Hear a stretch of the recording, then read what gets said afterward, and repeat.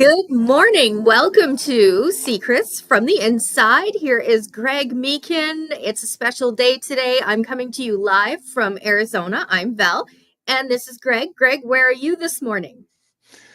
Well, goodness gracious. I'm also in Arizona. You're in Arizona. I can see the sun behind you.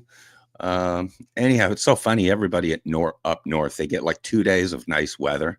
They think they're great. We get it every day in Arizona. Yes, we I'm do. Arizona City. You are somewhere else in Arizona. Before I want to make a scene before we start, I want to have you show the viewers your Arizona sweater because we wear sweaters in the morning. We're so cool. It was only Yes. like, there we go, there we go. Yeah. Yeah, We might. just in the morning here because it's a little cool out this morning. That's right. It is. Yeah, That's it right. is. This The way. overnight low last night was 65. I don't do Celsius. Yes. 65, so it was a little chilly, but then it warms up and we'll be a high of 87 today. So there you go. I love the sweater. Maybe we can market that down the road. Love the flag, Clarice. Love the flag. This is episode 0034 of Secrets from the Inside. That is my brand, my product for the last 35 years, just kind of renewing it on a live stream, that newfangled live stream. Before it was Twitter Spaces was the game in Mhm. town, but here we go. This is Val Olson. I'm Greg Meekin. We have about as cool a guest coming on today. His name is L. Gordon Kessler, and that is spelled L period Gordon Kessler.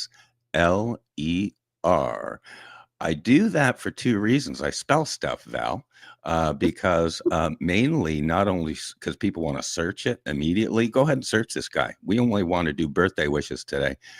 But L. Gordon Kessler, you also spell stuff for closed captioning. All of my YouTube videos always have closed captioning because more than half of my audience is deaf or close to or thereabouts or hearing impaired. Anyhow, so I'm thrilled to have Gordon Kessler on. He's the Ronald Reagan, Donald Trump, okay, of Alberta Yes. politics. He's the guy, okay. Here we go. Here we go. I can't wait to get him on here, but it's my show, so I'm going to take about 2 minutes here. I met this guy 3 years ago. Everything was 3 years ago after March 17th, 2022. The Mike Phillips days, the Ben Alberta days, the goodness, Gordon Kessler. And I identified, because I like to, in life, go to the top, I Right. identified the number one Alberta, USA separatist. Yes. Forget Alberta, on the planet. And so I identified him. I reached out to him. I think he said, "Who's this guy from Arizona?" But honestly, I knew I was dealing with, I'll talk about this in a second. I knew I was dealing with a greatest generation person because he answered his phone, he returned his calls. I overnighted him a book because he was curious. And I called him mandatory to follow up, 24, 48-hour sales follow up. And I said, "Did you receive your book, Gordie, Mr. Kessler?" He said, "Yeah, I did. And I read it cover to cover. I think maybe even twice, not sure." He said he did, and he did a review of it. And this is within like 48 hours. This is when the mail was actually sent, like mail. Anyhow, so we ended up meeting physically, literally at a McDonald's in Chandler, Arizona. Shortly thereafter, to eyeball to eyeball, like a Greatest Generation and or a Boomer. I'll tell you about that a little bit more. He's a hybrid. Gordie Kessler is a hybrid, Greatest Generation and Baby Boomer. He's 1 foot in, 1 foot out, both. We get the Oh best of yeah. both generations. Yeah. So I determined he's 100 year. He's 100 years of knowledge and wisdom. Okay, so that's enough. Back to you, Val. Introduce Gordie. The birthday wishes are coming in. I've got Sheriff Mark Lamb and Janelle Lamb, who wished Gordon Kessler a great happy birthday. I have Captain James McCormick, Vietnam Vets of America, on behalf of hundreds of thousands of military vets. Happy birthday, Gordon Kessler. You're the man. You're the leader. You're the guy. So back to you, Val. Intro Gordie, because we're probably going to have to front load this a little bit because Gordie's on the schedule today. Okay. Well, he is an Alberta hero. He is dangerous. I'll tell you why. Because if we can convince him today, Greg, to run, I will knock Oh, every door. Do not talk to me about door knocking. I have door knocking down pat. Like I'm talking thousands of doors. Like I am a machine. Hmm. I'm known to go out over all the holidays. I'm known to go to all the places and round the people up, all the places they say, oh, you can't do that. Oh, you can't go there. I go there anyway. So if we convince them to run, look out because everybody Okay. knows in Alberta his passion and who he is. Like he is a pillar. And so if I can stand alongside of him and get him to run again, look Wow. out, Alberta, Alberta 51. So without further ado, let us bring the great Gordon Kessler to the stage. Good morning. Gordon, how are you? Good morning. That's quite an introduction. I wasn't aware I was all of those things. We have you all. You always pay us a little royalty to say nice things about you, Gordie. Yeah, all right. No, but I'm telling you what. In case nobody knows, okay, what you have on the screen here. This is a feisty guy. Okay, I say this is my favorite rodeo guy and That's all I oil am. I'm just a oil rodeo rig. cowboy. Val just brought up something here with you being a leader. I don't really want to get into that yet, but just say hi to everybody. A lot of the people are not going to know you from anyone here, Gordon, but talk a little bit about yourself. Just go ahead, take the mic. Well, my name's Gordon Kessler, and I thank you guys for having me on here. And I'd like to say hello to all your listeners, and I'm sure that they're gaining a lot of knowledge by tuning into your blogs. But it's good to be with you. A little bit of background. I was born and raised in southern Alberta and grew up rodeoing. Had a lot of family that were in the business, stock contracting. And so I spent a lot of time growing up around rodeo. And then I went to university in Utah, got a degree in biology and got certified to teach secondary sciences. And then I went to work on the drilling rigs and worked on the drilling rigs for a number of years. And then I started my own business in the oil and gas industry and had 16 guys that worked for me for about 20 years. I was in the business. And since then, I've written some books about my experiences in oil field spy. And I've written a book based on my rodeo background. So it's been a great journey. I got involved in politics during the Pierre Trudeau era. He was going to take a wrecking ball to Alberta's oil and gas industry. And being in the oil and gas business, I couldn't stand by and watch it happen. I'd never been in politics, but my dad was always interested in it and taught me that regulations destroyed the ability to be productive early on in my life. And I never forgot that, and I knew it was true. So I got involved in a short time as part of the world WCC. I ended up being in leadership positions and then went on to win the by-election in Old Tidbury in 1982 for the Western Canada concept. And so I went to Edmonton and found out that Peter Lougheed was exactly what I thought he was. He was a liberal, and he was more interested in interfering in people's lives than he was in free markets. So it's been quite a ride. After the election, I was harassed and intimidated by the RCMP, and my family was harassed and intimidated by the RCMP. I met with the U.S. consulate in Calgary, and they had a file on me about 4 inches thick, and I asked them where they got it. And they got it from the RCMP. They had pictures of me at every meeting. They had all of the people that were involved in those meetings. And so it's rather interesting times. The banks went after me and called my notes. And of course, Revenue Canada, they never miss an opportunity to harass people and try to destroy their lives. So they came after me and they tried to destroy my life. But interesting times. So I moved back to the United States. I thought that's enough harassment for me. And I could see the writing on the wall.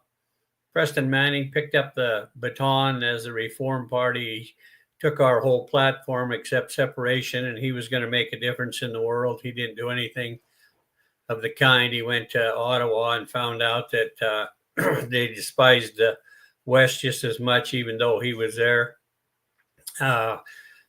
representing the West. He wasn't able to accomplish the things that he set out to do.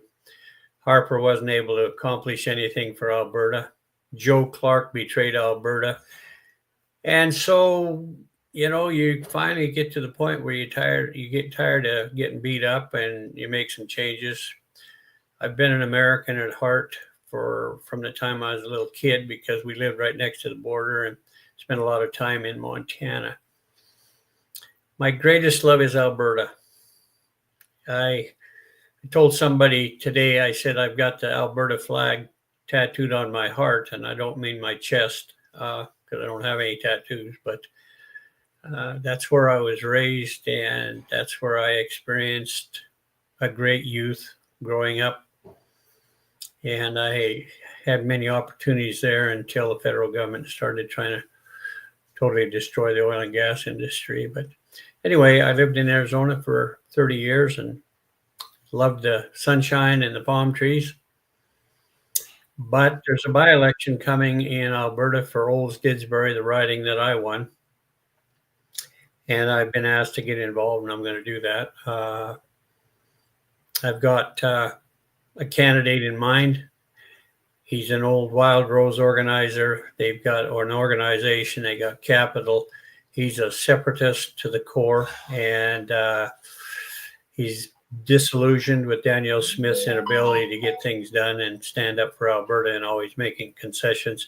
She talks stuff, but she never goes that extra step to make sure that Alberta really has a secure future, because in Canada, they have no future, let alone a secure future. They have no future. They will continue to be serfs in a colonial system that's designed to keep them in line as serfs. So, yeah, Albertans have been a second-class citizens since before 1867. That's not going to change until they get out. Ideally, they become the 51st state, and I think that's what everybody should be working towards. So I'm a fan of the 51st state movement and appreciate all those who have worked so hard to try and get it to the forefront. And I will continue to advocate for 51st state. But in the meantime, I'm going to go to work for somebody that's fighting for independence. And from there, the next step hopefully would be 51st state. So anyway, that's my history in a nutshell. So people understand who I am a little bit better. And you're sticking to it. And yeah, if you get a chance, I just want to tell them, if you get a chance to read my books, they're fun. So they're kind of like Tom Clancy novels, lots of excitement in them. They were great books, Gordie. Seriously, I read all 4, and they're fantastic. Go through really quickly. Just take a second. Again, a lot of our viewers don't know who you are. Just go through each book, what the title is, and where they can get it. Seriously, because they were great. I read every one. And Oil Rig Spies, man, you guys were rock stars. You guys were rock stars. Go ahead. Oh, it was. I never went to work one day when I was in that business. Every day was exciting. And about 80% of the action in the books is based on actual events that either happened to myself or some of the guys that worked for me. I had about 16 guys that worked for me, and we spied on drilling operations on both sides of the 49th parallel. So we were pretty active. But the first one was Wolverine Hills, Espionage Scout. The second one, it's a little spicy, my wife tells me, is called Max, and Max is the main character all the way through. The last one in the trilogy is called Arctic Revenge, and that's my wife's favorite out of the trilogy. It's has a real good ending. And the last book I wrote is called Cowboys and Cadillacs. And because of my love and involvement in rodeo, it was just really, really fun to do. And it kind of took me down the path, grabbed a hold of me and said, this is where we're going. And it didn't matter what I wanted to do. It kind of led me to through the story, and turned out people in the rodeo industry loved the book. So yeah. I called you once because we're cell phone to cell phone guys, communications, right? We're older guys. I called Right. you, Right. and after I finished the Max book, these were great. I said, "You're Max, right? Right? You're Max," and you laughed but I want you to, and this is why we love live long form radio. I remember a lot of those stories. You tell our listeners one time where maybe you thought it was the end of it, where you were actually done or dead or captured or whatever. Just one quick story on that, and people will realize who we got on the screen here. Go ahead, Gordon Kessler. Well, there's a story in, I think, the second books. I think it's in Max. Mm-hmm. And I was working way in northern Alberta, up by a place called Indian Cabins, which is north of High Level. And I was west of there. I was in the bush. It was about 60 miles back in that day to a landline. And there were no cell phones that worked. We had the old Motorola type phones, but if you didn't have a tower, they didn't work. So I was pretty isolated, and I was sent up there to spy on this drilling rig. And they were set up and being pretty careful. But I got in on an old cut line and got settled in and got hid. And I thought I was doing pretty good till one of the rig hands saw my tracks going down this cut line, and there were no tracks coming out. So they knew somebody was in there. That somebody was me. And so I had my scanners going, and I was monitoring the conversations from the rig, and I was able to get both sides of the conversation, the rig side and the city side out of Calgary. And they made mention that they knew there was a scout in there, and the guy in the city said, "We don't care what you have to do. You make sure he never comes out of there." And they didn't know I could hear what they were saying. So I got ready for them because I knew they were coming. And sure enough, about a half hour later, here came 2 truckloads full of roughnecks, and they got me kind of boxed in. And I thought about what I was going to do, and I had my boots on and my coat back on. I was sitting in my truck monitoring, and it was warm in there, but it was 40 below outside. Anyway, I got ready for them, and I had my trusty 300 Winchester with me, and I thought, boy, if you were ever able to act, this is a time to make it work. So when they got there and got out of their trucks and started coming towards my truck, I jumped out of that truck and pretended I'd lost my marbles to say, and I ejected a shell out of the gun and ran another one back in the breech. And the guy said to me, "What are you doing?" I said, I'm hunting coyotes. He said, "What the hell do you mean you're hunting coyotes?" I said, "Well, I'm out here hunting coyotes." And he said, "Ain't no coyotes around here." I said, "Oh yeah, there are." And I said, "They all showed up at once." And he said, "You threatening me?" I said, "I'm not threatening anybody." I said, "I just told you I'm hunting coyotes." He said, "You're nuts." I said, "Well, that's for you to decide." He said to his guys, "This guy's crazy." He said, "We ain't messing with him. He'd been in the bush too long." So they got back in their trucks, and they gave me a warning they were going to doze me in, so I'd freeze to death. It was 40 below, no way out, because I was parked on a dead end line, and a couple of 100 yards from where I was parked, it was a cliff that dropped straight down into the river about 40 feet. So they had me trapped. Anyway, I got out of there, and I got the information. I snuck back in the middle of the night and got all the information I needed. And when they flowed the well and tested the well, I was curled up in a sleeping bag in a snowbank about 50 yards from the flare pit and monitoring all of the activity. It was they were great times. I'd do it all over again. But my wife says that she's afraid I might go out there and have a heart attack and nobody ever find me. So Well, the wife is always the smartest one of the group, right? Joyce, she's mine brilliant. is, yes, mine is. But Yes. it's better, honestly, it's better for your enemy to fear you and maybe think you're a little crazy. Seriously, Well, just think Ronald Reagan or Donald Trump, right? People thought Reagan was crazy. Well, it was But life or death. I had to try and do the Academy Award acting. Thank heavens it worked, because otherwise I'd have been supper for some of the wolves in the area.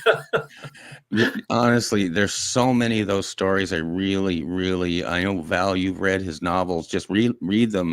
They're once in a million. I want to hijack my show a little bit here. Other than we'll put off the birthday wishes, okay? Because there's a million. You're the last person to bring attention to yourself, Gordon Kessler. So that's Val, and my job is to coo over you and bring attention to you, because you have a big birthday today. It's a birthday, May 14th, 1945. Anywho, but I want to. Does that mean 69 today? It means 59. I And told you I'm going to. as a I'm gonna biology interrupt major, Greg. I wasn't a math major. I want to interrupt Greg for a second, because while we're on this note of you talking about your life experiences, while you were hunting, etc., do you think that really helped prepare you for the world of politics in Alberta? I was going to suggest maybe I do a ride along with you. I'm not so sure about that. But at the same time, do you think all this was a preparation for you to enter the Wild West of Alberta politics? I don't know if that contributed. It certainly helped me to be independent in my thinking, because you had to make quick decisions. Sometimes they were life and death decisions, and in order to get good information, you always had to be one step ahead of what was happening around you. And but I think, probably, when I think about it, my dad had the greatest influence on me. I remember my dad railing about the unfairness of the crow rate, and how it was so discriminatory towards Western producers. He hated government interference. He hated the quota system, absolutely hated the quota system, and despised the Canadian Wheat Board, because they deprived Alberta agricultural producers the right to market their grain at world prices. They always got a reduced price for their products. They were restricted from selling into other markets. It was a very dictatorial and suppressive system for agriculture in Alberta and Saskatchewan, of course, Western producing provinces. But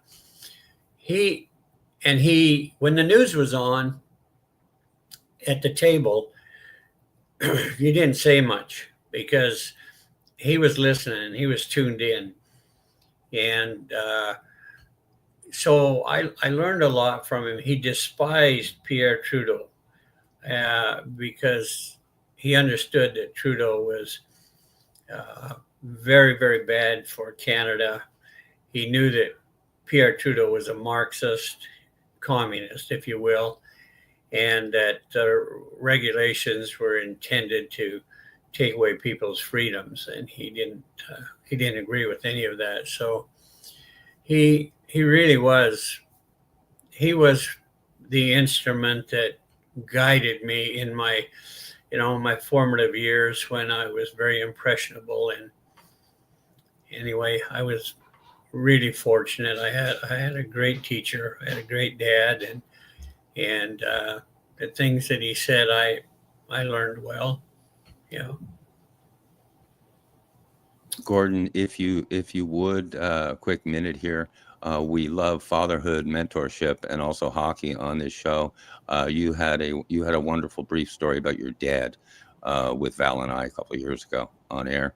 If you feel like it, taking a quick second there, just your story about your dad, whatever's on your heart. Well, I don't remember the story that I told you. So there are so many. No, If you had known my dad, he was really a vibrant man, and he was really smart. You know, when you grow up as a kid, well, I knew my dad was smart because he was teaching me all the time, and I was like a sponge soaking it up. But I got called by I don't know if this is a story. I got called by a church leader one time, and he wanted to talk to me, and I wasn't going to church at the time, and he just wanted to talk to me, and found out that I was in his jurisdiction or ward at the time. He wanted to have a little visit with me, so I said sure. So I went in and sat down with him, and this guy was maybe the top heart surgeon in Canada, certainly Western Canada. His name was Robert Walker, and he was an amazing heart specialist. So we sat down, and he said, he said, I went to school with your dad. I said, oh, really? Yeah. Smartest man I ever knew. I said, what? He said, your dad's the smartest man I ever knew. If it wasn't for your dad, he said, I wouldn't be sitting here as a heart surgeon. I said, oh, really? It really set me back. Here's this heart surgeon telling me that my dad, who's a farmer, is the smartest man in the world. And really made me think I must have missed something. He said, your dad was a whiz. He said, he had trigonometry. He said, and I couldn't do trigonometry at all. He said, so he tutored me. And he said, he got me through trigonometry. He said, I passed with flying colors. And he said, I got my degree, matriculation, and I was able to go on to university. But he said, without your dad's influence in my life, he said, I wouldn't be here. He said, he might be the smartest and one of the best men I ever knew in my life. And that really makes you think about your dad and the things you didn't know about your dad. And so, there's just all kinds of stories about him. He was a really good farmer. He did everything in his head. He didn't have to write anything down. It just came to him, and he could do math in the fields and figure out acreages and all of that with never having a pencil and paper. He was just an outstanding guy, and he was really good to me. Took me hunting and fishing from the time I was old enough to hold a stick in my hand and put a line on the end of it.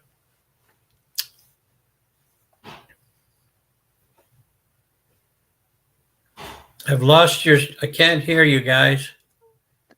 You can't hear us because we're on mute. We're just, I'm just so enjoying your stories. I love your stories. No matter what, we scheduled this for a 59-minute show, Gordon. Imagine that. And you have things to do. You have appointments. I do. But, right. But I do want to take a quick minute. I want to turn the mic to Val.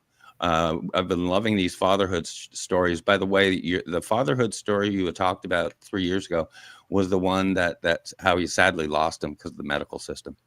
Remember that? But honestly, what I would like to do, I'd like to declare a Gordon Kessler Part 2, another follow-up show.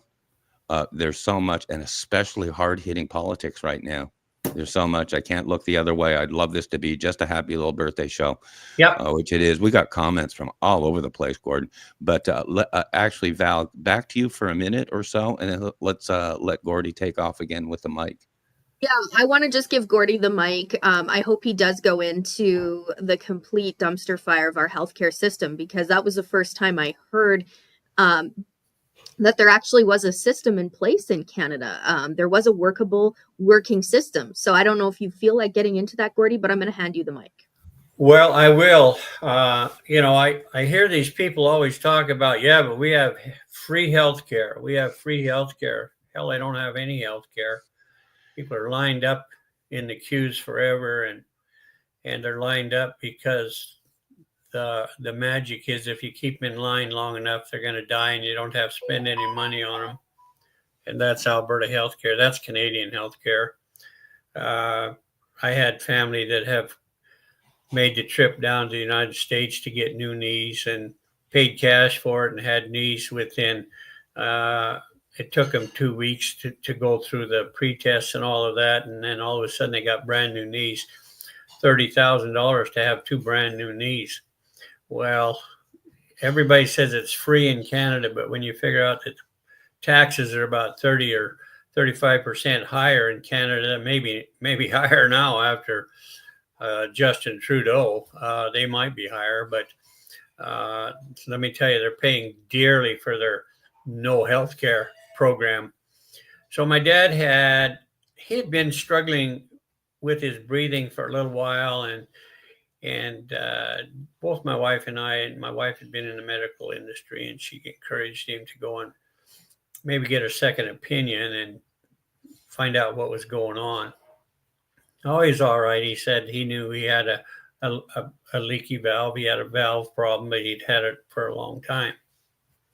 So I went into the long-term care one night to visit with my mom, who was in long-term care. She had a stroke, and while he was there, he wasn't feeling very good, and so he told the doctor. He said, "Doc," there was a doctor on call there. He said, "I'm having a hard time breathing." He said, "I'm having a tough time getting my breath." And he said, "Well, come in tomorrow and we'll take a look at you." So my dad went in and the next day, and they said, "Well, you probably need to have a valve replacement." He said, "We'll reevaluate that in 6 months and decide if we can do it."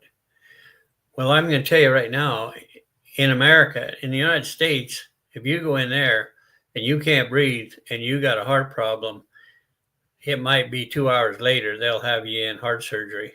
They don't mess around with hearts. They take care of it. So my dad said, "Well, that's fine then." So he went home, and it had been a Chinook. For those of you who don't know what a Chinook is, it's a warm west wind, and it thaws everything out. It doesn't last very long, and then it freezes again. So there had been a Chinook overnight, and then it had frozen, and the garage door was frozen down. My dad went out there with a bar to break it loose and get the ice chipped away so the door would open. And anyway, he went from there back to the hospital to see my mom for Sunday morning service. And when he got there, he told her he wasn't feeling very good. He wheeled her from church down to her room. And when he got to the room, he dropped dead with a heart attack. And they couldn't save him. So that's Alberta healthcare. That's Canadian healthcare. They send you home, even though you're walking a fine line between life and death. They still send you home. Healthcare in Canada is just another way to liquidate the elderly. It's euthanasia of the elderly is what it is. They put you on a waiting list, hoping that you'll die before they have to spend any money to take care of your health care needs, your new hips, your new knees, your heart, whatever it is. So anyway, I don't have a very good taste in my mouth for Gordon, a healthcare program that taxes the hell out of their people and then never provides a service. And that's what's going on in Canada. And I'll argue with anybody all day long about Canadian healthcare versus U.S. healthcare. U.S. healthcare, it's not perfect. It's not perfect. There are still issues with healthcare. I'm hoping that President Trump is going to iron some of those things out. But it is at least 1,000% better than what they have in Canada.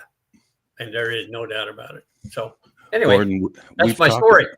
We've talked about this so much via cell phone call, like older guys, where we communicate and talk healthcare and hip replacements and knee replacements, that kind of stuff. So we're boots on the ground, skates on the ice, knowledge of both systems. I lived under Quebec Medicare. And at the time, it was fine. 1960s and 70s, it was fine because it was doing, at least in my perspective, what it was meant to do. But then here we go. The only thing my message here, and I covered this a lot in my book, is there's difference between coverage and care. Oh, and this is the big branding. It's brainwashing. Okay. I mean, it is, but coverage, Canadian universal health coverage. We got our Medicare. We've got remember OHIP in Ontario. And there's a warm and fuzzy feeling to that. And I don't care what anyone says. It is a branding thing. It's an impression that people carry with them. And the truth is, you can have any coverage you want. The policy can list what's covered, but can you get the bloody care? yeah. Can you get an MRI in 24 hours? I was less than a week out on a hip replacement, had world-class care. Can you deliver the care? X-ray on the spot, no appointment. Hello? Yeah. And I've always joked, I don't care. I just can't believe how little Canadians know about the U.S. system and how little Americans know about the Canadian system. Because the answer, no matter what, is for world-class care, timely, no waiting periods, be a U.S. state, Alberta, and devise your own healthcare. Build it into the state constitution.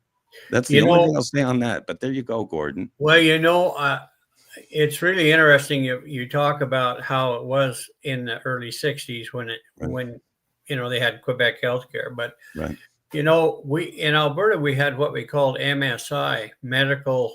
It was a medical insurance, but it was privatized. It was owned. The doctors were the ones that were the backbone to MSI, Medical Services Incorporated, it was called.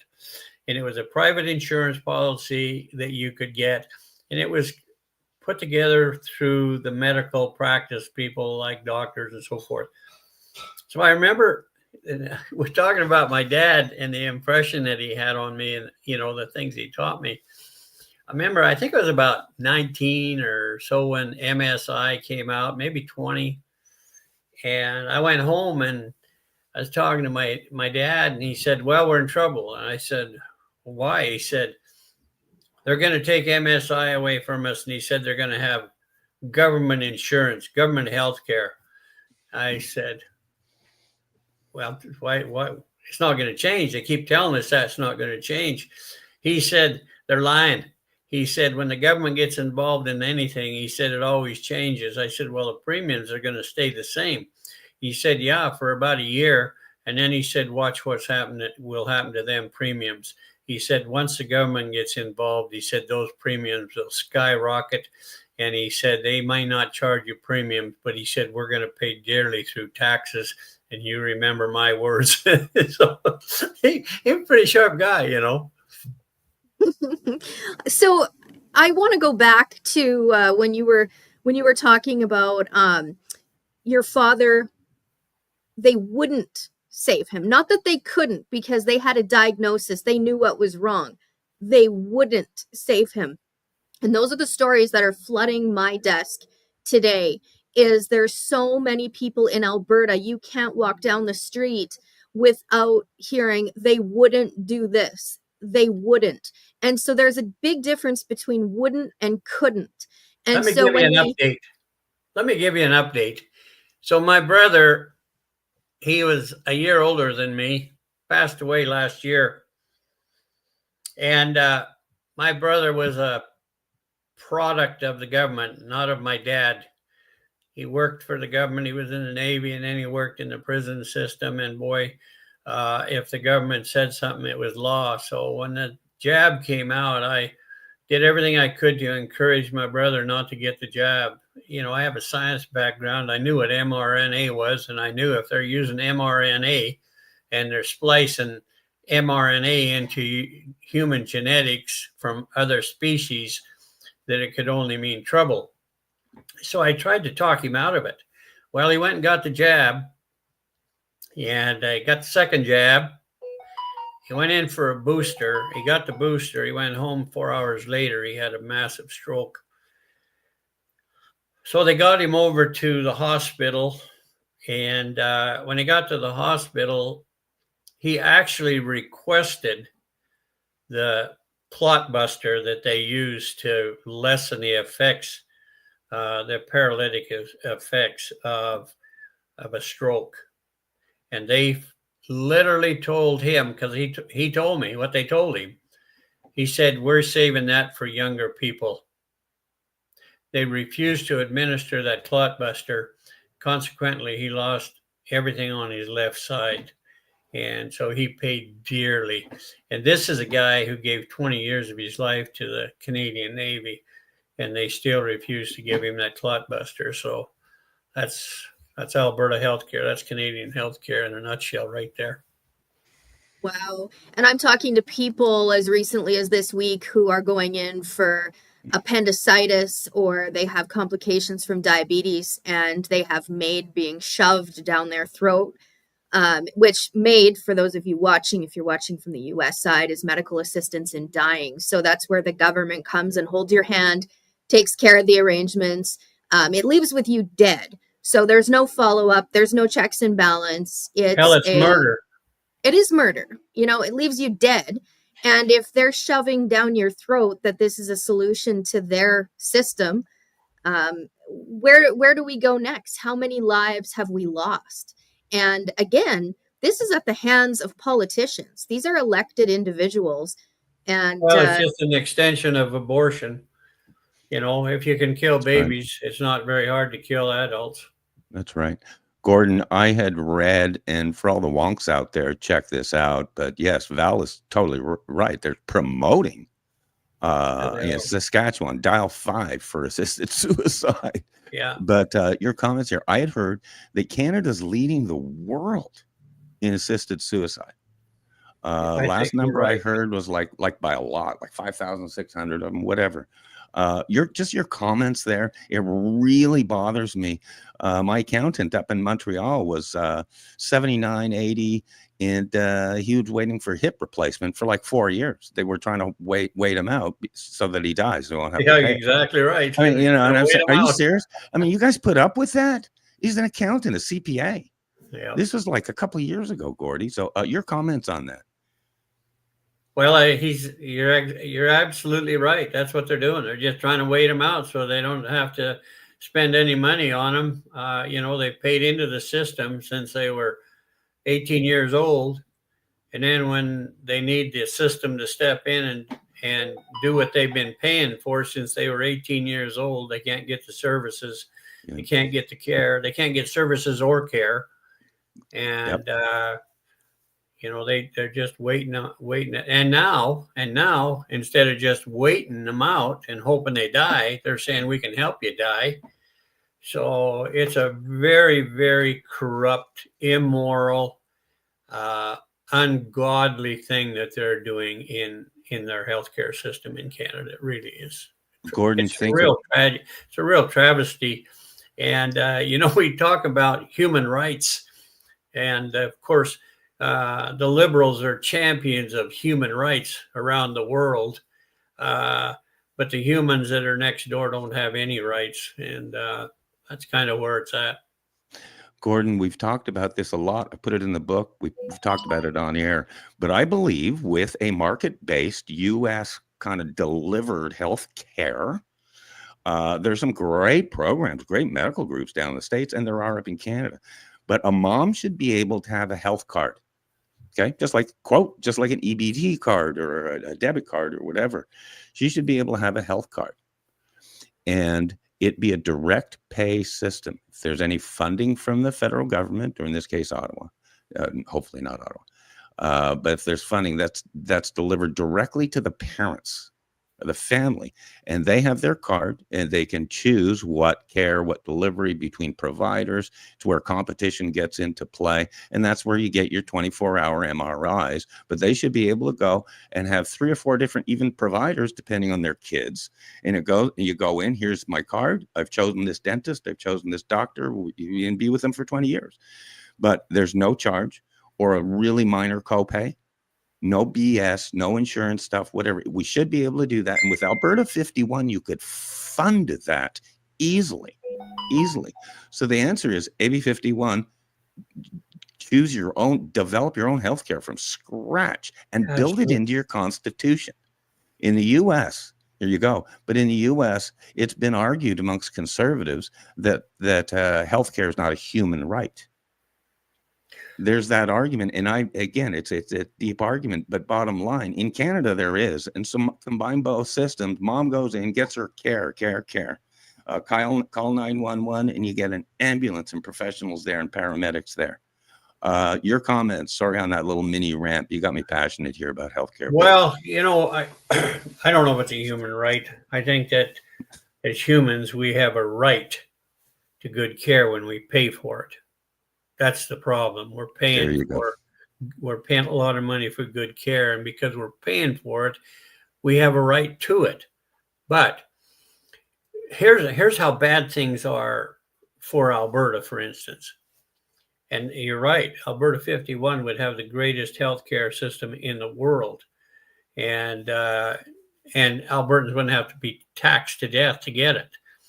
But in Alberta, when the government suggested that they were going to move towards a private healthcare system, what did the federal? And this tells you that there's another agenda besides healthcare, complete agenda. It's called control. They want to be able to control everything about your life, but especially your health. So in Alberta, when they said, well, we're going to go ahead and allow medical doctors to come up with a new system, private and practice a new privatization system, what did the federal government do? First thing they did is said, well, that's fine. Then we're not going to pay for any of the Alberta health care that comes from Ottawa. So we're going to strip away any funding from Central Canada, even though you've paid us all this money in equalization, like $1 trillion. We're not going to send you any money for health care if you try and privatize healthcare in Alberta. I mean, that's all you have to know is there's another agenda besides healthcare, because the privatized healthcare in Alberta would have given a modern, updated care system to the people of Alberta, and yet they were deprived that.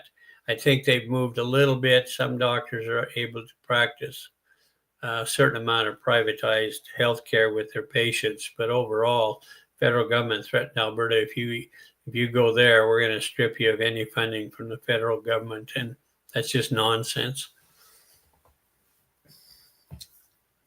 And I'm sure Val knows that. The files are piling up on my desk. We've got people joining from all over the place, but Alberta is fed up, and they're finally willing to say, we're going to talk about it. And I'm excited about that because there's two opportunities. One more sleep, gentlemen, until the king arrives. There you go. King Charles is coming. I don't think he has a clue what's happening on Crown land.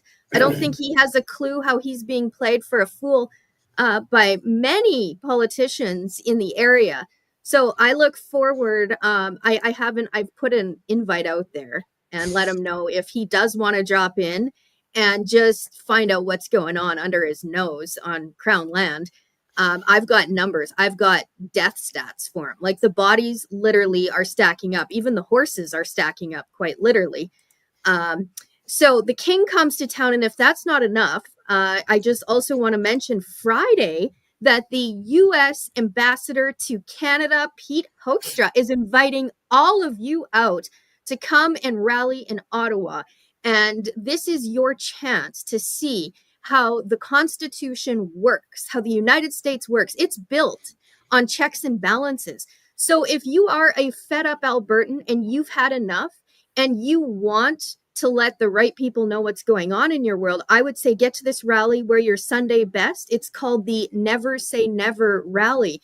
And I think it's time to really live up to our name as Albertans. We are made of grit and determination, and let it rip, ladies and gentlemen. That's what I say. I think if you get to Pete Hoekstra, who's the U.S. ambassador to Canada, and you start telling him what's going on, and you name names, talk about the health crisis, the dead body count that's happening in our province, how many men, especially ranchers, that are missing.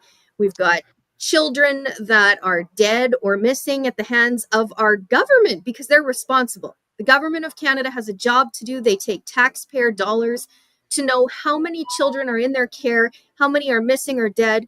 And if you go back to 2023, I am still waiting for the minister responsible to give a solid total number of how many missing children or dead children are in Alberta government care.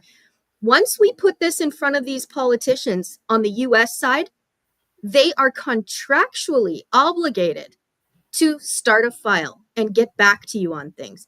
So, you know what? I think if nothing else, we've got some big guests coming to town. The king is rolling in. That's the King of Canada, ladies and gentlemen. And whoever's face is on your money, that tells you who runs the show. So don't let politicians say, oh, Canada's free, because we're not free. This dude's face, okay, he's the King of Canada. He lives across a pond, and he's coming to a city near you soon. So if you have messages for him, deliver them to me. I'm trying to reach him. He's not an easy man to get a hold of, but have no fear.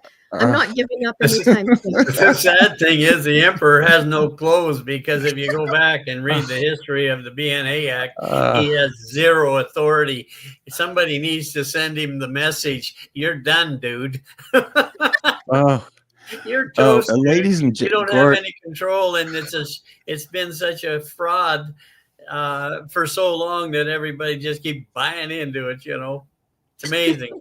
You'll laugh, Gordie, with Val's last statement. Ladies and gentlemen, Val Olsen, right? Val Olsen. And by the way, Val, you've been really well behaved today. You haven't called any Alberta politicians a communist yet. So I'm proud of you for that. Good for you. Honestly, I was raised with Queen Elizabeth.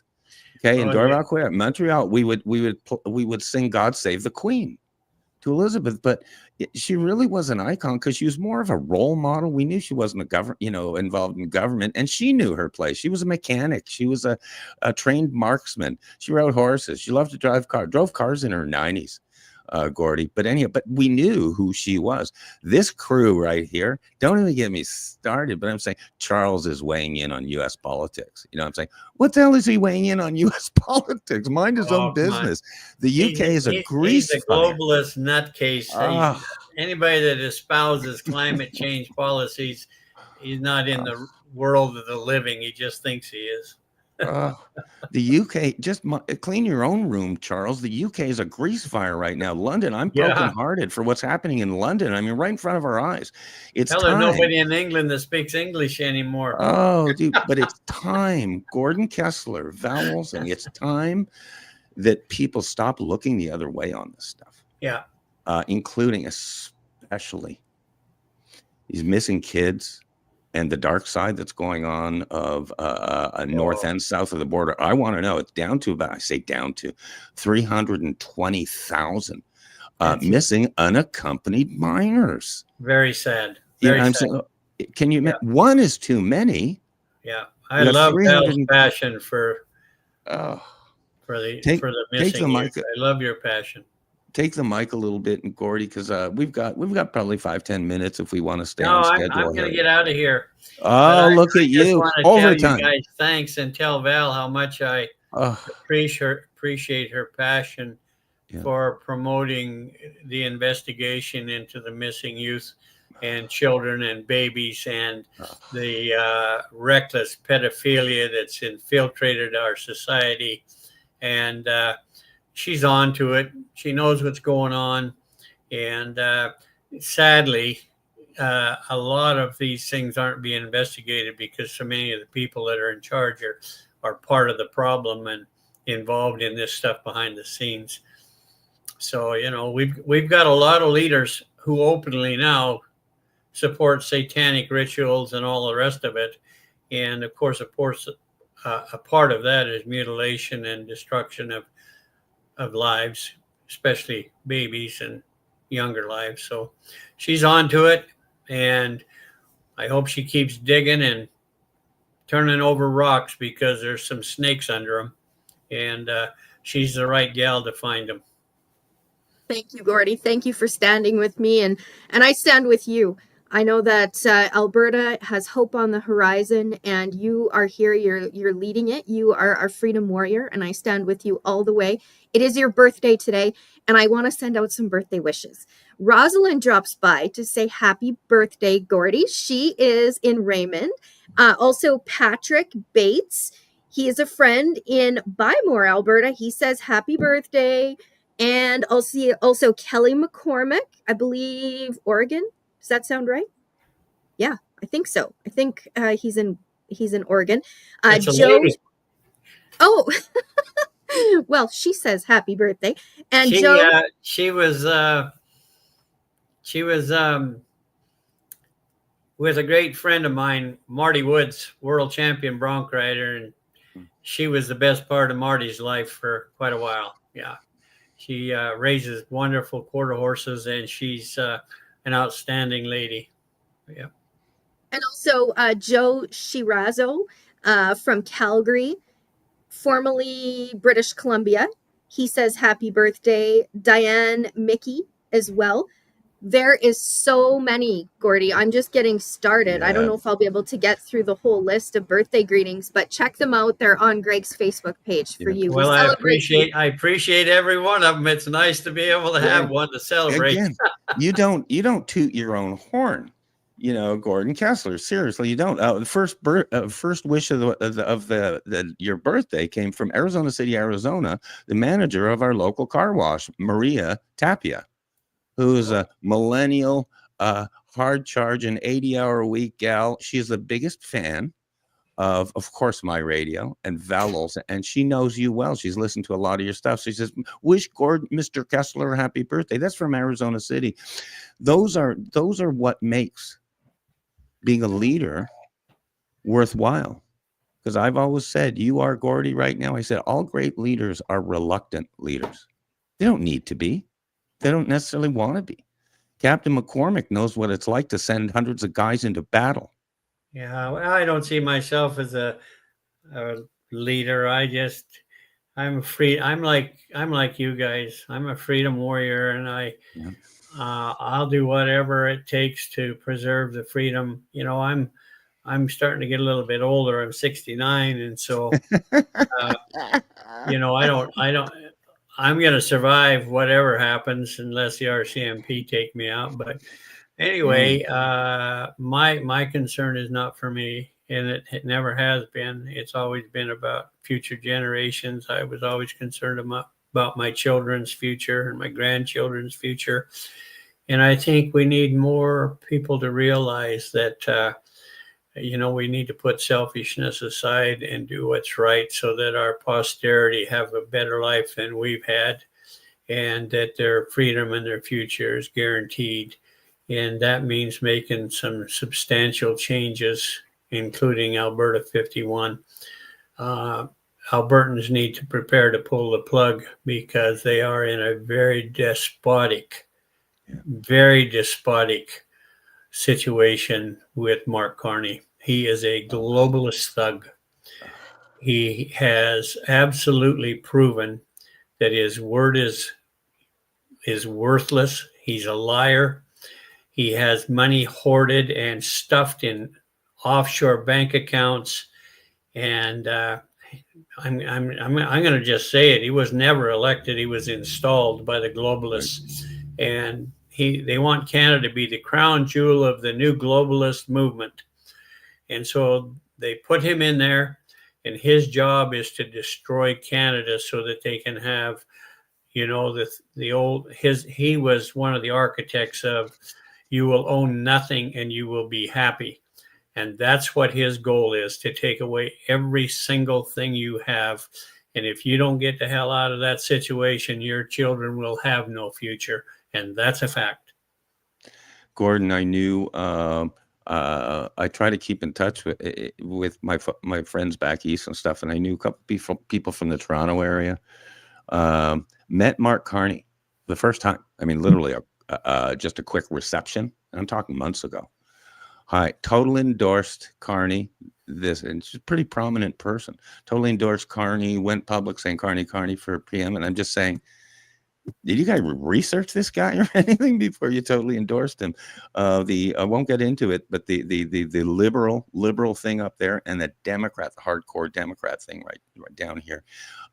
There's going to be transparency and there's going to be justice, I believe, in 2025, 2026. But either way, touch on that a little bit more. I was stunned to see the support, the unconditional support for Carney from back east without you do any research, So go ahead, Gordie. Well, that tells you all you need to know. They,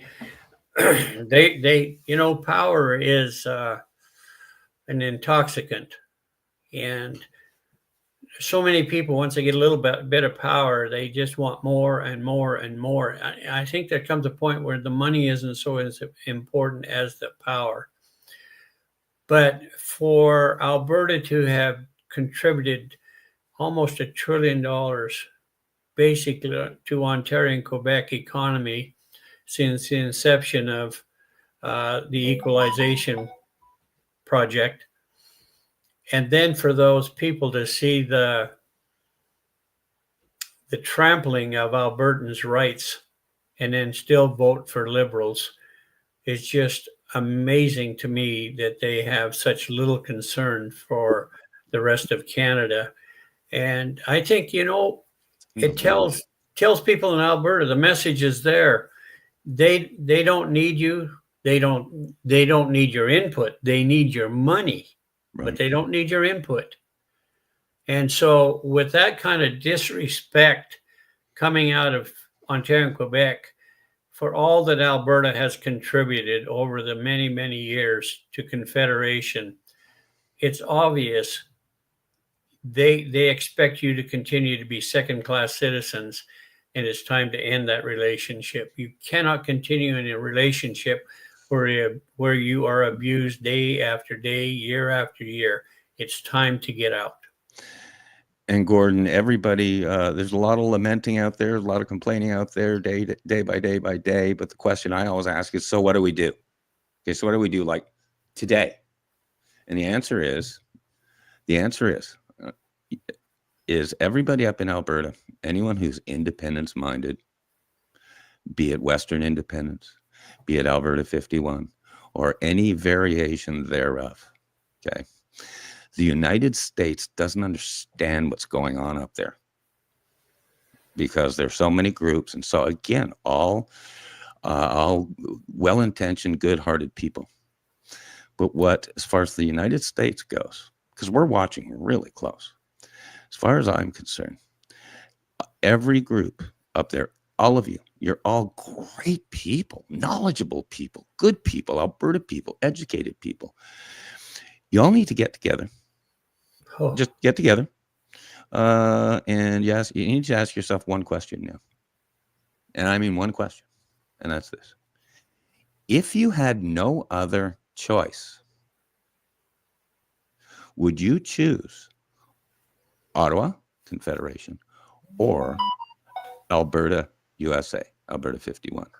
Meaning dual citizenship for your kids, your grandkids, your great-great-grandkids. Nothing changes up there other than you get to live under the Constitution and the protections of the Bill of Rights. But you need to do that. And as a people, answer that question. Because the answer is yes. Here you go. Here's the scoop for you, Gordie. Here's the scoop.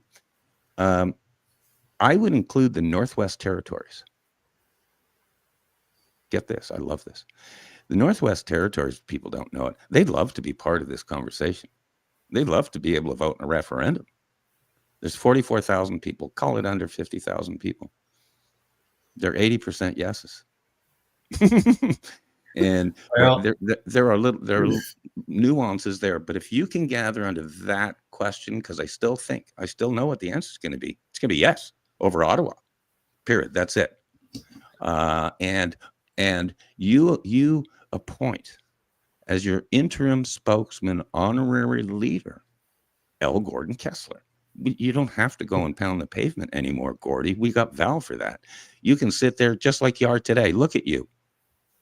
And look at what the stuff we're bringing on air again today. United States of America. We would like to know if an up or down question were asked of the people. By the way, I love that magazine article with you there, Gordie, from 1980, 82. But the people, what do the people say? If given a choice, Canada, Ottawa, the King, it is what it is. I want to go back or USA. to one thing you touched on, and that's all these different groups. And I want to liken it to a little bit of a Western analogy here. We've got a half a dozen different groups, and they're all pulling in a different direction. It's like hooking 6 horses to a plow. And every horse has an idea to go a different direction.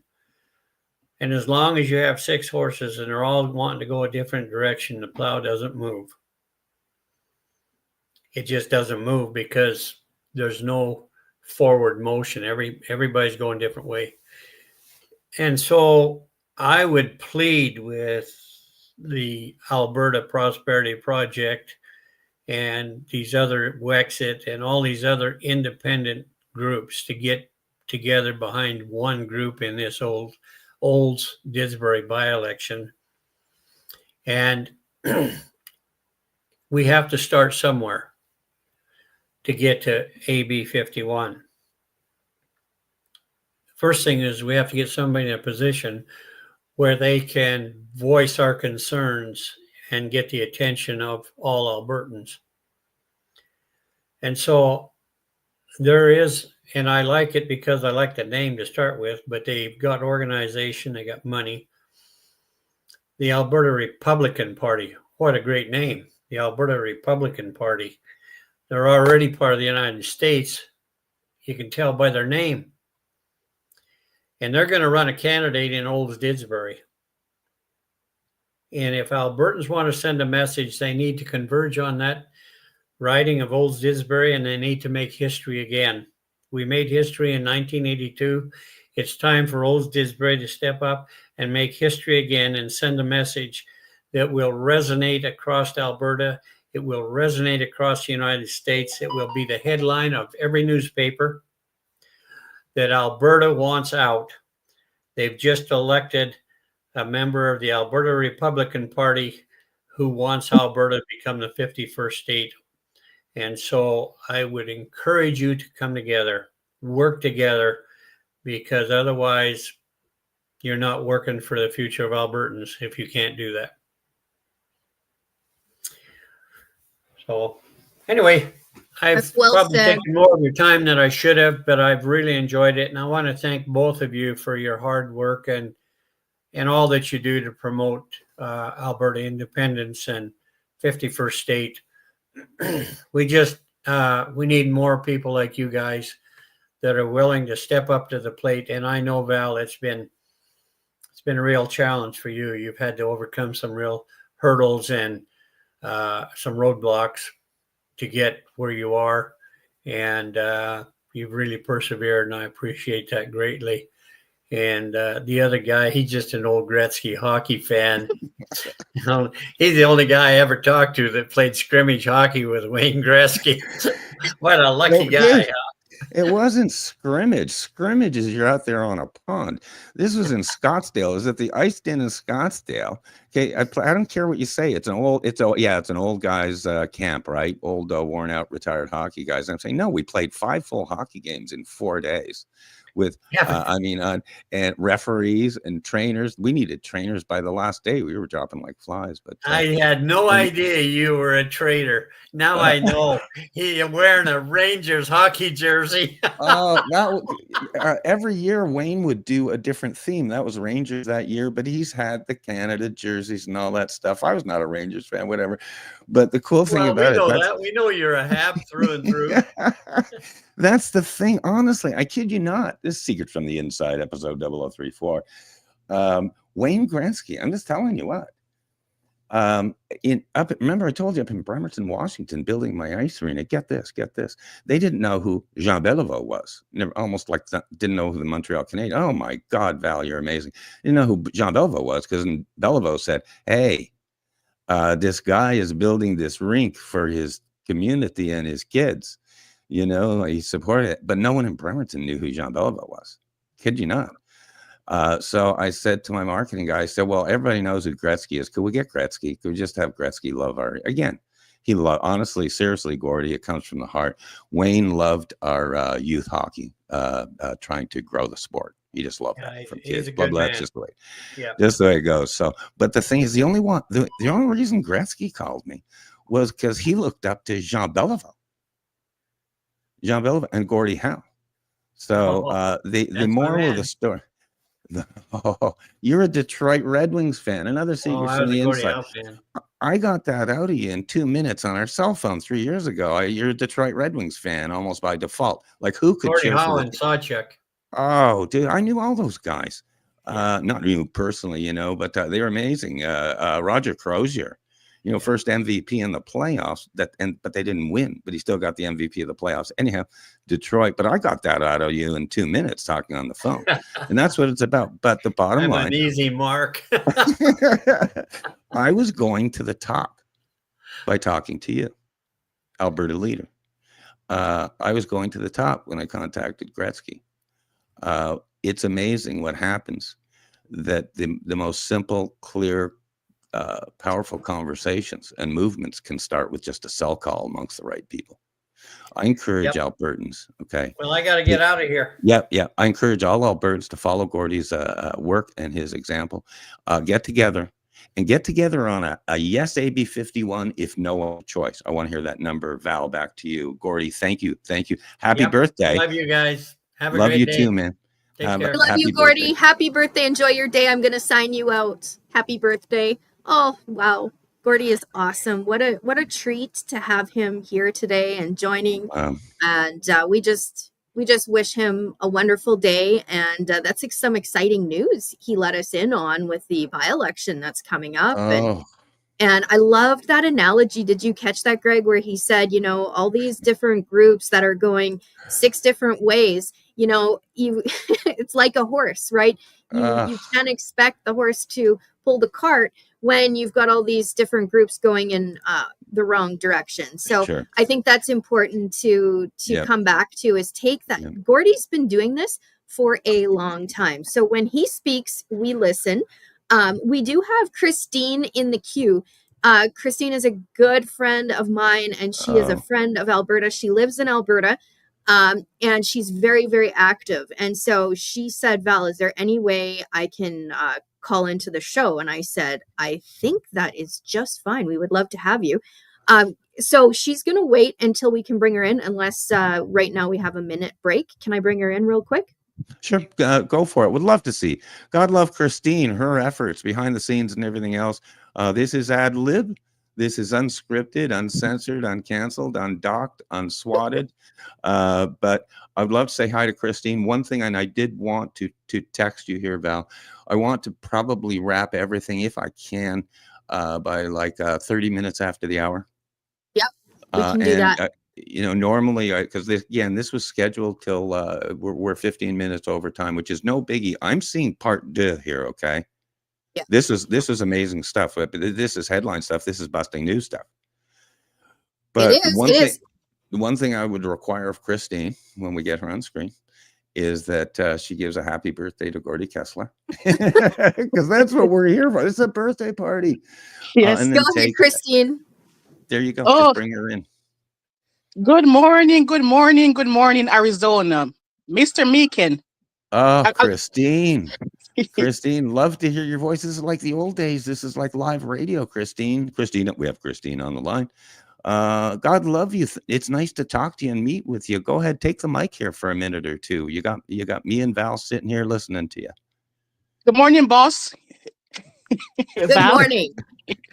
I must say, this is my first time on a live show in my life. So thank you so much for the opportunity. It's amazing. Thank you so much. I really appreciate it. And I wanted to say happy birthday to Mr. Kessler.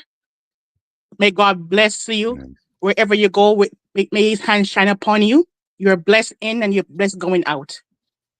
And I want to say thank you, team, because you guys, I know you're working behind the scene and you're doing a lot of the mental work and the emotional work behind the scenes for Alberta 51. And many people don't appreciate it. Many people don't know, but you guys are warriors. And you're the few who are standing and making a path for Albertans' freedom. We really appreciate you here for those who know what you're doing. And I'm so grateful. And Val, I'm glad you mentioned about the missing kids, because the truth of the matter is, if the blood is not dealt with in the land, the earth is crying out. The blood has a frequency, and these children needs justice. So keep fighting, keep bringing it up, and don't stop. Don't stop. You've reached too far. Too far. You can't go back now. So keep going, keep fighting. Victory is just around the corner. So hang in there, okay? Just hang in there. God Thank bless you. you. I love you guys. I love you, really do. And Love I'm you from too. Jamaica, by the way. Christine, I'll tell you what, we're going to have you on. We're going to have you on future shows. Even Oh, I if appreciate you that. do the best drop in. Is that really your first drop in live? My first in my entire life, brother. Well, goodness. Okay, there's a first for everything. That's the most important thing. You'll always remember this. But I don't Yes. want you. I don't want you to go right quick. Are you able to hang Okay. for just a minute or two? Yes, please. I can. Because I want to ask you a few questions. Okay, sure. Val loves this. She's smiling. She knows. Like, timing's everything, Christine. Timing's everything, Christine.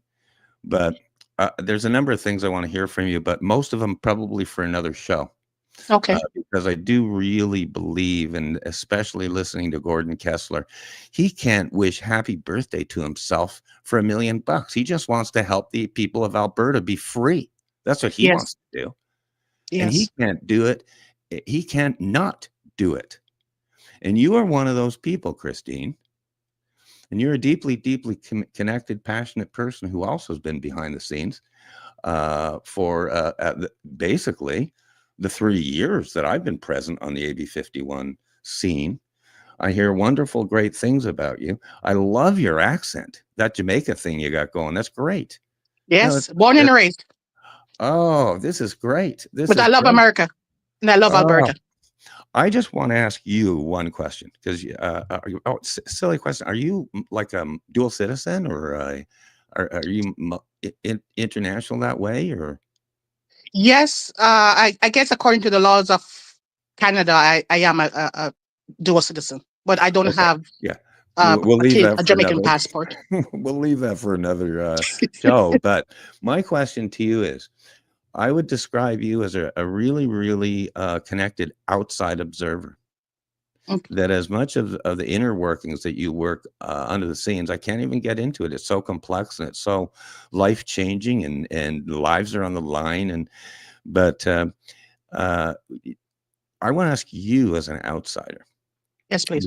Because I see the Alberta thing, the Alberta 51 thing, as much simpler than other people think, and that people in Alberta or Canada think it could happen. I was taught many, many years ago in 1984, 85, that if you're not going to go big, don't go at all. Big True. things happen. Yes. Stuff happens. And that's been my feeling as an outside observer. You have seen so much that has happened in the past few years in terms of the AB 51 movement and all the others thereof. What do you think, and what would you say to Albertans as an outside observer, that can they do it? It's called a BHAG, a big, hairy, audacious goal that could never happen. Nothing can happen. Mark Lamb says, we were told we were never able to fly. We're flying now. What do you say? And what encouragement do you give the folks in Alberta who were literally, we know, are really disenfranchised, and their voices aren't being heard? I think there's 1 million of them, disenfranchised Albertans. Mike, back to you. You just go ahead and take the mic here. Pardon. Definitely 1,000,000%. When you know your history, when you know who controls you, you see, the thing about lies is, if you tell it long enough, you will believe it as truth. Okay, so there are many lies over the past 3 years that I've discovered about Alberta. And so when I realized, I was so shocked. We didn't have a constitution. We're just part of the Dominion of Canada. we are owned by an outside entity, an outside government, by the king. Who is on your money? Isn't the Queen of England who's dead? And there's this King Charles, whatever it is. Not my king. In Jamaica, we're under the British system. We are owned by an outside entity. And Canadians are saying, oh, we don't want to be part of the United States of America. Hello? We don't want to be owned by an outside country. Well, you're already owned by another country. That's right. The King of England owns you. You have no rights. You can't even own land. With the US, you can own your own land.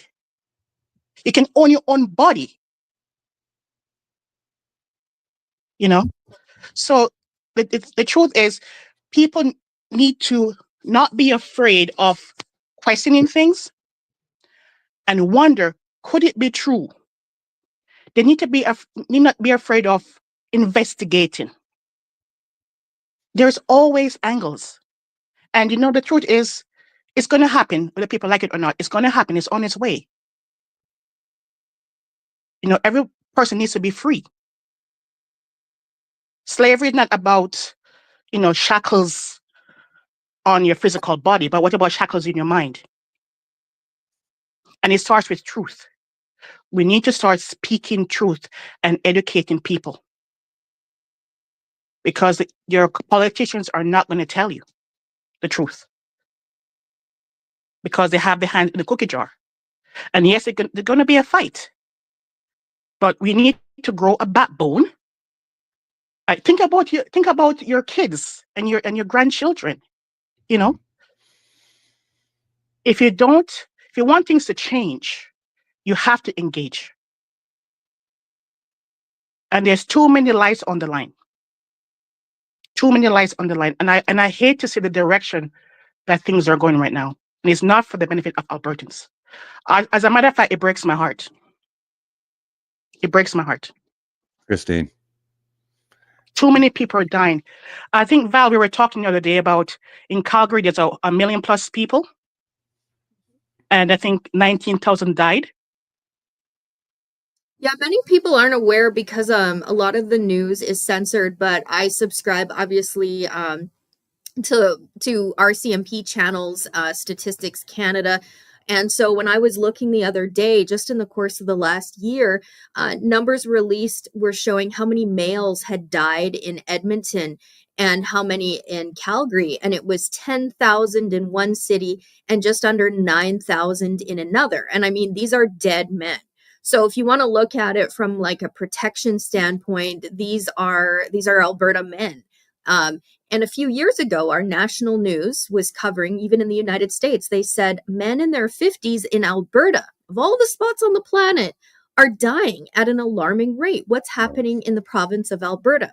So we really are seeing something to do with death, whether it be children or if you want to highlight men so often in Canada, if you're a white man, look out, because you have no rights, there's no value put on you whatsoever. And so I've really been doing some deep dive, some investigative work on why the target on a certain age range of Native men in Alberta. So, this is a real problem. There's something going on here, and we need to be able to go to the faces of the politicians. And you, Christine, are a former candidate for, you ran in the federal election in Canada. You're actually a former candidate for the Christian Heritage Party. So you are someone, thank you for serving and rising in your community, but you're someone that is not afraid to go face to face, toe to toe, and get some of these stats on the books with politicians. And neither am I. Neither is Gordon Kessler. Neither is Greg Meekin. So these are some discussions we need to have. What's with all the dead, dying people? You can't have a country to rule over if everybody's dead or dying. Like what's happening here? So from a human rights standpoint, international law standpoint, all eyes are on Alberta, and there's only so many power people. There's only so many people who can sign their names and make these decisions. And when the bodies are just stacking up, justice is coming. That's all I can say. Justice is on its way, and it's riding in on a white horse with an American flag. That's not Saudi Arabia I'm talking about. Hey, I'll give Christine. you a report there later. Yes, hello. Hey, Christine. My sound has been warbled. I don't know what happened. Okay. Can you hear me now, Christine? I can hear it, but it's still warbled. Okay. So I don't sound like Mr. Midnight as usual, right? It's just a little warble there. And I had one question for you. I thank you deeply for coming on. I thank Val Olson for facilitating that. I invite you back, okay, to another broadcast down the road. Okay. There's stuff that we're talking. It's literally just an hour and a half into the show, and there's stuff that's been covered in this show that is really international breaking news and stuff we should be looking at. I want to close out here a little bit. I would like to ask you one final question as you sign off, and that would be: do you think the cavalry's coming? Do you think it's going to be better? Do you think AB 51 might be AB 51? Do you think we're going to get transparency and justice? What does Christine think? Sorry, could you please repeat or text me? Can you please repeat the question? They have interference on the line. I'll let you run with that, Val, to just I'll sign off. Christine, thank you for joining the show today. I'm going to sign you out. I'm going to answer that question for you, so I'm signing you out. So Greg, you said, is the Calvary coming? Right. And I truly believe it is. I don't know if I told you, but one of my contacts is actually from Saudi Arabia originally, and related to royalty over there. And she's just been sharing with me long before what we're seeing happen in Saudi Arabia go on, but just saying that the concept of justice for all and human rights is a top priority. And so, we're watching over there right now with Trump and with the Saudi king and what's going on. Like, what do you think of that? I mean, I'm watching it unfold, and I'm just like absolutely blown away with this show of respect. Look at this. Watch this. This is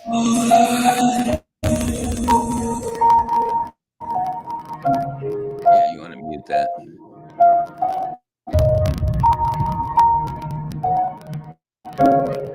Yeah. That's the king, the king of Saudi Arabia, Prince, I should say, and Donald Trump. Purple coming off the airplane, and a total break of culture and just showing respect to the United States. What do you have to say about that? Isn't it great? Everybody tells me, even the smarty pants people with multi-college degrees back east, they tell me this is the way it's supposed to work. That's what they tell me. We have differences amongst us. We have differences amongst countries and cultures, blah, blah. But we're supposed to find common ground, get together, shake hands, and as I say, go hit the rink together. Maybe even punch each other in the nose and go have a beer after the game. This is what I'm hearing is supposed to be, and what he's doing over there, and he's doing time after time after time after time. So he's managing it as his CEO, meaning you follow the 80-20 rule of life. I mean, most people do. Trump knows that 80% of people in the world want us to work together towards a common mission, common goal, that we agree on more things that we don't. And that the 20% is what we all argue over. And so I'm just calling the 20%ers right now that want to throw a wrench in good things and critique stuff.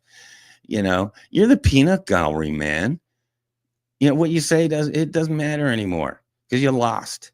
Okay. But everybody tells me this is the way we're supposed to run it. We're supposed to run it like a business, like a CEO would. I've been hearing this since the 70s and 60s. More like a business. How about Doge? If anyone's not following the Doge tracker, you're behind on your homework. It's a complete dream of anyone who wanted to see their government managed properly. And the naysayers will say, yeah, whatever. Anyone who's a critic of Elon Musk right now, okay, go build your own spaceship.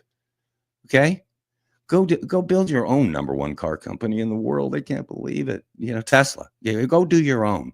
Okay, he's a really smart guy. Okay, but Doge is phenomenal. It was 165 billion last I looked. 65 billion off our projected spending. All waste, all garbage, all stuff you don't need. And all of a sudden I'm telling you what, this is a show unto itself. We've got, think of this word, surplus. We had the first time since around 2021, a surplus in spending in the treasury. What? I think the number was like 358 billion or something, 258, big number. So we get to choose what we're going to do with that. We're going to put it against the national debt, whatever, but it's called a surplus. You can do it. So there's a little baby rant. And the answer to that question, I think what Trump's doing, and I don't care if people disagree with his style. I don't care. I don't want to hear it. He's changed the complete international economic axis of the world. It's an old business principle. It's called, people know, if it ain't broke, don't fix it. If it ain't broke, don't fix it. Speaking of Canadian culture. But in American business, I learned this in the 80s. If it ain't broke, break it. Because ain't nothing good. Ain't nothing runs like a Swiss watch, okay? So if it ain't broke, break it. So that's all Trump did on November 5th. Yes. So, ladies and gentlemen, that's Greg Meekin. If it's not broke, break it. I have been trained by the official best. Cheers, Val, to you. You take it out. Yeah. You take the show out. God love everybody. Remember, wake up in kindergarten every day. There's so much to learn and so little time. Because before you know it, you're in grade 1. Val Wilson, back to you. Yeah, that is my mentor. If it's not broke, break it.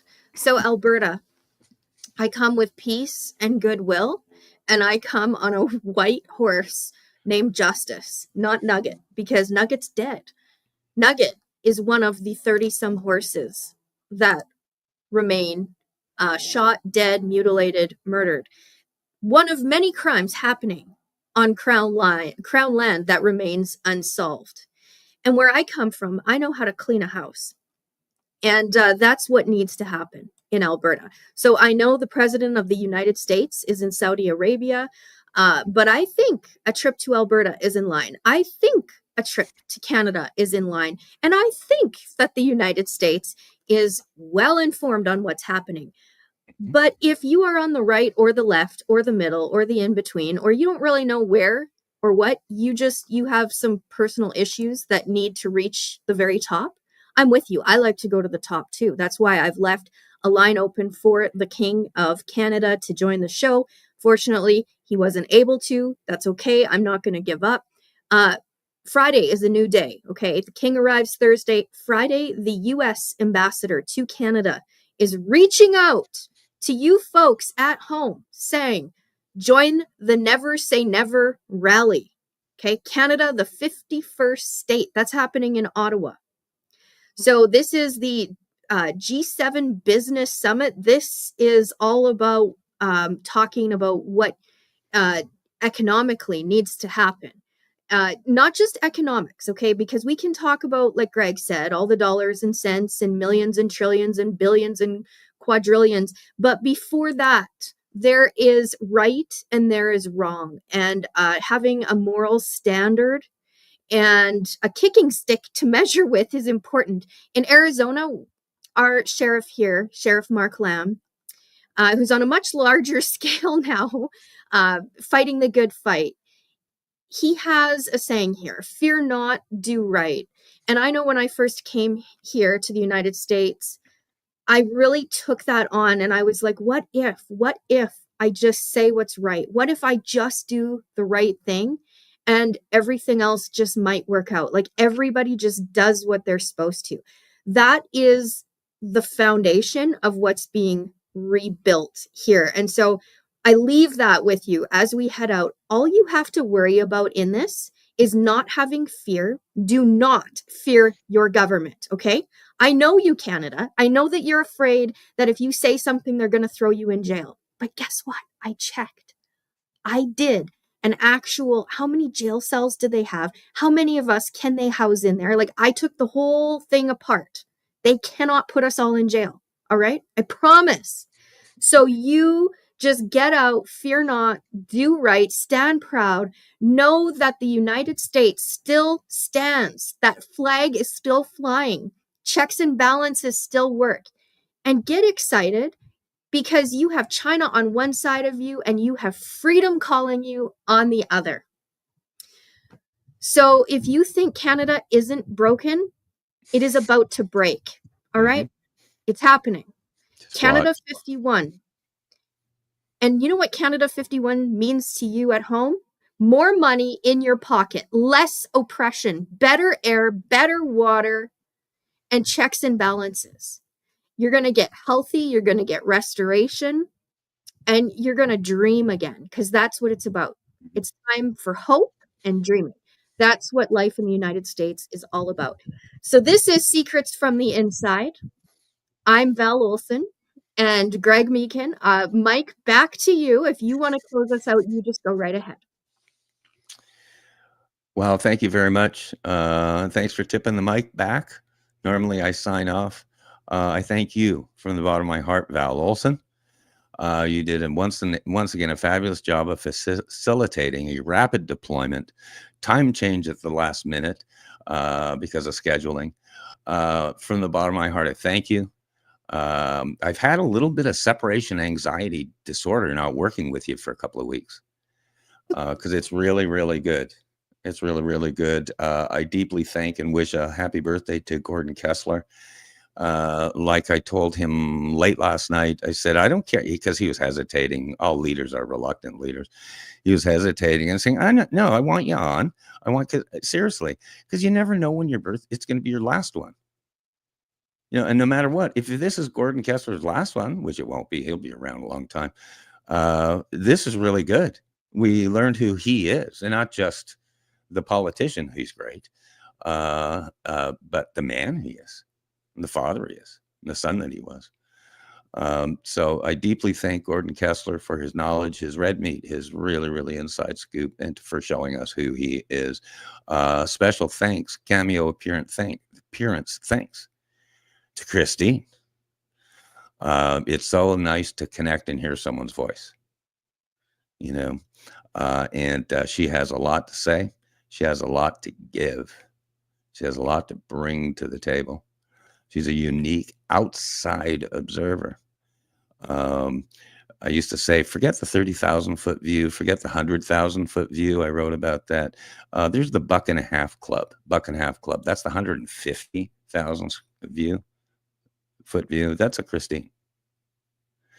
So I thank her deeply. I look forward, as I say, thanks for the mic back. I get to hog my mic here. But to everybody, please follow our stuff. Follow Val, follow Gordie, all that stuff. And visit my YouTube channel, which is Greg Meekin. Imagine that. Big fun numbers there. You know, I did my research. You know, there are over like 50 clips about Gordon Kessler on that YouTube channel, and probably 3 full shows. So thanks to everybody. Once again, kind of blabbing, closing things out. God love everybody out there. We've been kind of void of comments today. We haven't been heavy in the chat because there's so much red meat. We had to hear everything Mike-wise that Gordie had to say and Christine had to say.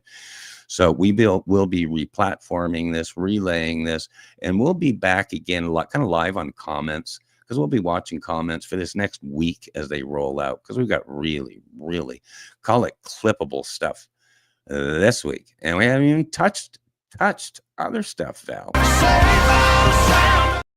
Look at that. I'll do our extra. Thank you, everybody. And if you want to give a final thank you blessing to Val Olson, let's take it out here. Thanks, everybody. God love you guys.